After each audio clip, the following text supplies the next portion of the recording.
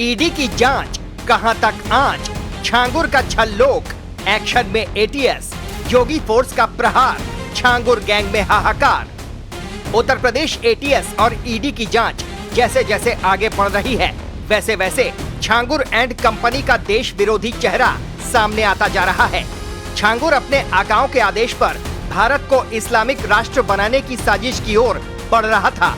इसके लिए उसने मुस्लिम युवकों की फौज खड़ी कर रखी थी, जो हिंदू लड़कियों को अपने जाल में फंसाकर निकाह करते और फिर धर्म परिवर्तन करा देते। इनकी नजर गरीब, दलित, अनुसूचित जाति की लड़कियों पर रहती थी।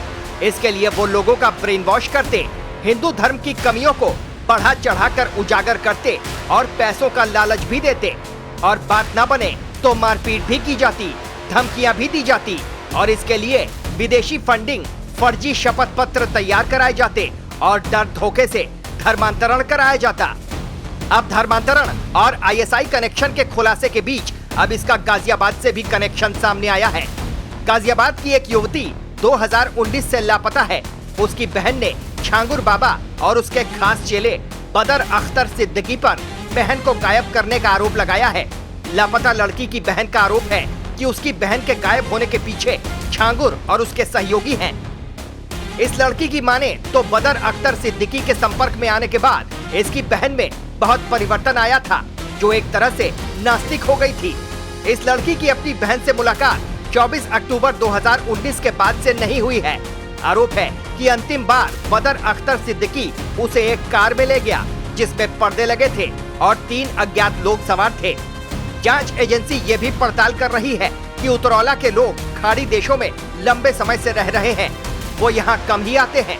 ऐसे लोगों से छांगुर इस्लाम धर्म के प्रसार के नाम पर चंदा के रूप में रकम लेकर हिंदू युवतियों को मतांतरण कराने में लगा रहता था।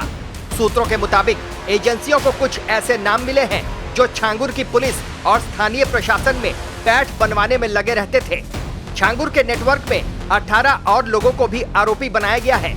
अगस्त 2024 में इसके खिलाफ एफआईआर दर्ज हुई थी, लेकिन करीब 8 महीने तक जांच ही चलती रही। अप्रैल 2025 में इसके बेटे और सहयोगी नवीन रोहरा की गिरफ्तारी के बाद छांगुर का नेटवर्क कमजोर पड़ने लगा और उसके करीबी उससे दूरी बनाने लगे। फिलहाल बुधवार को छांगुर की 7 दिन की रिमांड खत्म हो गई। एटीएस ने दोबारा रिमांड की मांग नहीं की, लिहाजा आरोपियों को जेल भेज दिया गया। एटीएस ने जो एफआईआर दर्ज की है, उसमें छांगुर के विदेशी बैंक खातों का भी जिक्र है। एफआईआर में वोस्त्रो अकाउंट्स का भी जिक्र है। यूएई के बैंक खातों का भी एफआईआर में विवरण दिया गया है, जिसमें अमीरात, एनबीडी और मशरिक बैंक का जिक्र है।